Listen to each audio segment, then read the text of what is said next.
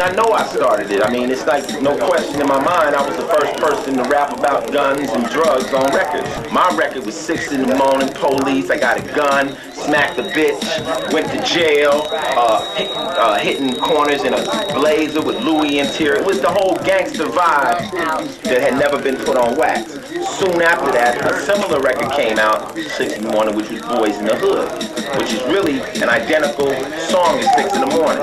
6 in the morning, police at my door. The Boys in the Hood are always hard. It's the same record.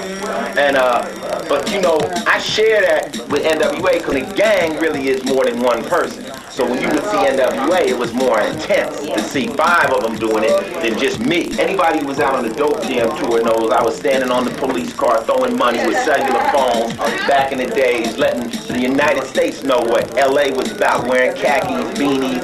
They didn't know nothing about that. So I'm definitely positive I started gangster rap. Before I started rapping, I was out here. I went to Crenshaw High School. And you know, I was with gangs when I was going there and stuff. And then I left out of Los Angeles and got in the Army. I got my girlfriend pregnant. She was in the 10th grade. So I tried to become responsible. When I came back, I was kind of like indoctrinated off into the crime scene. I was basically, people didn't know about me. I was doing everything. I was pimping. I had was hitting jewelry licks, had boosters, everything. I was out there doing everything pretty much to get my money. And rap was something that kind of like happened around me. And I would go to this club called the Radio and just rhyme, but I would rhyme about the lifestyle I was living, you know, hustling and stuff, and that's what people determined to call gangster rap at the time. They banned the song Cop Killer. They said it was because it was against the police, but to be honest, I know what it is. It was just that body count reached a lot of white kids. And for black people to yell about fuck the police, this is nothing new.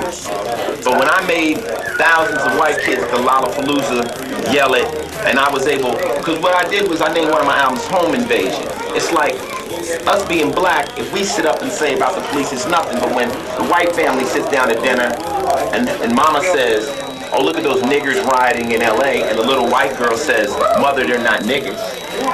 You know, because she been listening to Chuck D and Snoop. We've created a real problem within the house. And that's what really is going on with hip-hop. White kids are becoming allies to some of our problems.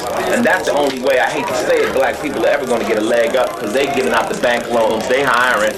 And the problem is, I think the fear is of the little white girl taking down the New Kid on the Block poster and putting up an EZ poster over her little princess bedroom set. This is a serious problem in America. And body count was just a big leap into the white audience where the white kids was feeling a black point of view. And that's why they had to shut me down. You know, there is no beef between the East and the West Coast, but if you hear it enough, you'll start thinking it's a beef. I think hip-hop has always been competitive. You know, the theory of me getting on the mic, and then you get on the mic right afterwards, your objective is to say I'm better than him.